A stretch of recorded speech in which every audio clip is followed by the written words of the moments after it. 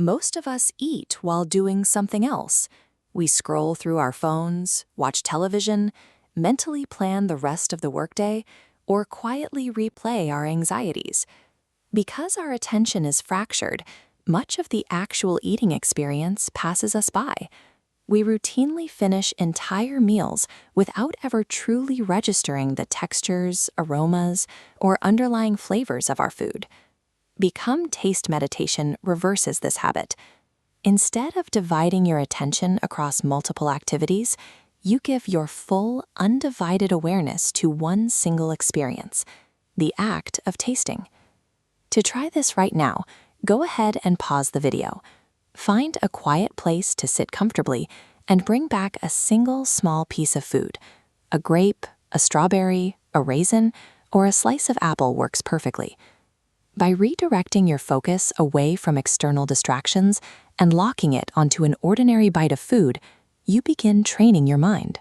The sense of taste only exists in the present, so focusing on it helps pull your awareness out of past memories and into the immediate experience. Step 1 is observation. Before eating, simply look at the food in your hand, as though you are encountering it for the very first time. Notice the macro shape. Look closely at the specific colors and scan for small surface details. Step 2 moves us to physical contact. Go ahead and pick the food up, holding it gently between your fingers. Bring your full awareness to the tactile data in your fingertips.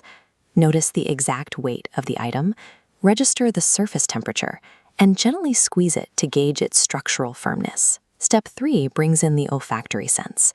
Before tasting, bring the food directly to your nose. Allow yourself to experience the smell completely. Notice the overarching aroma, search for hints of sweetness, and try to isolate the subtle foundational scents beneath the surface. Systematically engaging your external senses this way acts as a neurological override. It pulls your brain's processing power out of abstract thoughts and anchors it in your immediate physical environment. Step 4 transitions us to the internal experience. Place the food in your mouth, but do not bite down or chew. Just let it sit on your tongue. Resist the immediate urge to consume it and observe the sensation of the food simply being there. Remain present with these initial internal data points. Notice the passive flavor resting on your tongue, the moisture on the surface of the food, and the temperature differential between the item and your mouth. Now, for step 5, begin the mechanical act of chewing, but do it at exactly half your standard speed. As you chew slowly, pay attention to the dynamic changes happening. Notice the initial burst of flavors releasing, the activation of natural sweetness, and the shifting texture as the food begins to break down. By intentionally restricting the mechanical speed of your consumption, you expose layers of sensory complexity that are usually lost during automatic eating. Step 6 introduces the heart of the meditation. The goal is to focus so intently that the separation between you, the observer, and the flavor you are experiencing becomes less noticeable. You do this by bypassing analytical thoughts. Instead of thinking to yourself, "This tastes sweet," allow your awareness to merge with the direct experience of sweetness itself. As you try this, mental commentary will naturally arise. Thoughts and judgments like "I like this" or "I don't like this" will attempt to pull your focus away from the sensation. Whenever you notice these thoughts, simply return your attention to the raw flavor and texture to pull your mind back to the experience. Finally, step 7. When you are ready, swallow the food deliberately.